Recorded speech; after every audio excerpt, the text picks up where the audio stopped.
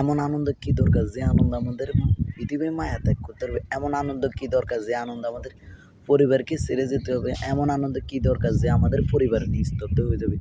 তাদের ঈদের আনন্দটা মুছে যাবে।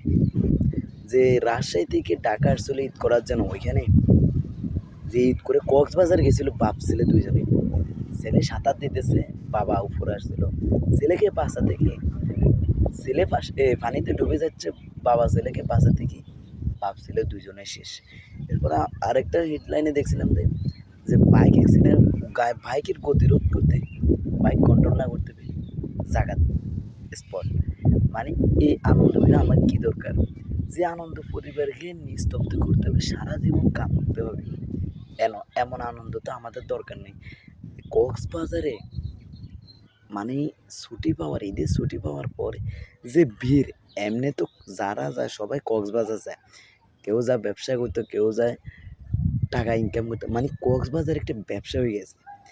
এমনি তো ব্যবসায়ীরা জবা করে দেয় ব্যবসা করতে করতে। এখন আমাদের ঈদের ছুটিতে আনন্দে মানে সব জায়গায় আমাদের জেনারেশন এখন এমনটা মানে উত্তেজিত, যে জেনারেশন মানে অবুঝ ছেলের মতন সব কিছু কাজকর্ম করে বেড়ায়। মানে যে জায়গা মুসিরন্দে কুড়ায় চালাই দেয়, এইরকম চলতেছে এখন দেশে। এমন আনন্দ করতে, আর বাইকারদের কথা কী বলবো, বাইকাররা জীবনে মায়া করে না, পরিবারের মায়া করে না। যে একটা পরিবার আমার ছোট থেকে বড় করছে, যে আমি পরিবারতেও মায়া করতে হবে। বা বাইকের গতিরোধ তাদের 100 ছাড়িয়ে যায়, কিন্তু যখন অ্যাক্সিডেন্ট পড়ে যায় তখন যা বলে যে আহা, যে এই গতিটা না উঠাইলেও তো পারতাম হাতবার। জীবনটা যদি বেঁচে থাকে তাহলে তো সারা জীবনের জন্য লোন যায়। আর যদি পৃথিবীর মায়া ত্যাগ করে তাহলে পরিবারকে সারা জীবন কাঁদতে হবে। তাহলে আমাদের এই আনন্দ কী দরকার? এই আনন্দ তো আমরা চাই না।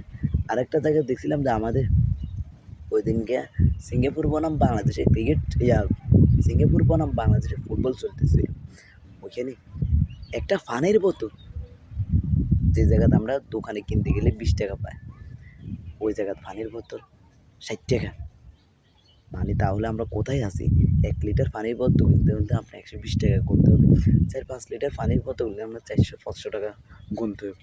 মানে সেম পানি লিটার আপনার দোকানে পাবেন 20 টাকা, হোটেলগুলোতে নামলে আপনার 25 টাকা। ওই জায়গাতে আপনি পাইবেন নাকি আপনি 60 টাকা।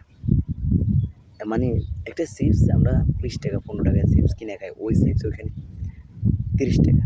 তাহলে আমরা কোথায় আছি? এগুলো আমাদের যে প্রশাসন দেখে না, প্রশাসন এগুলোর দিকে কোনো আনন্দ দিত। আর টিকিটের কথা কি বলবো, যারা টিকিট পাইছে এমন সিন্ডিকেট মারেনি আমাদের দেশ, যে সিন্ডিকেটের বড় যে জায়গাতে যাবেন চুরি সিন্ডিকেট, মানে সিন্ডিকেট মারা নেই, যারা কোথাও বাঁচবেন না। এতে টিকিট কিনছে, অনলাইনে টিকিট কিনে বেটা বেচারা পকেটের টাকা দিয়ে টিকিট কিনছে, ওই টিকিট দিয়ে বেটা স্টেডিয়ামে প্রবেশ করবে, ওইখানে তার বাধা, ওইখানে সেই ঢুকতে পারছে। মানে যারা সিন্ডিকেট টিকিট কিনতে পারে না তারা বাইরে দাঁড়িয়ে তারা ঢুকতেছে, যে টিকিট কিনছে সে ঢুকতে পারতেছে। মানে ক্যান্টিনে খাইতে যাবেন, ওইখানেও কিছু থাকে না, থাকলেও বলে নাই, মানে বাড়তি দাম দিয়ে আমরা কিনতে হবে। যে জায়গায় কেউ দেখবেন যে 1000-এর উপর টাকা নিয়ে যায়, কেউ 1000-এর ভিতরে টাকা নিয়ে যায়। যদি টাকা বাড়তি খরচ হয় তাহলে ওই টাকাগুলো কেউ 8-10 ঘন্টা জার্নি করে যায় একটা স্টেডিয়ামে খেলা দেখার জন্য, ওইখানে সিন্ডিকেট মারানি পড়া সব জায়গায়। মানে কোথাও শান্তি পাবেন আপনি বাংলাদেশে।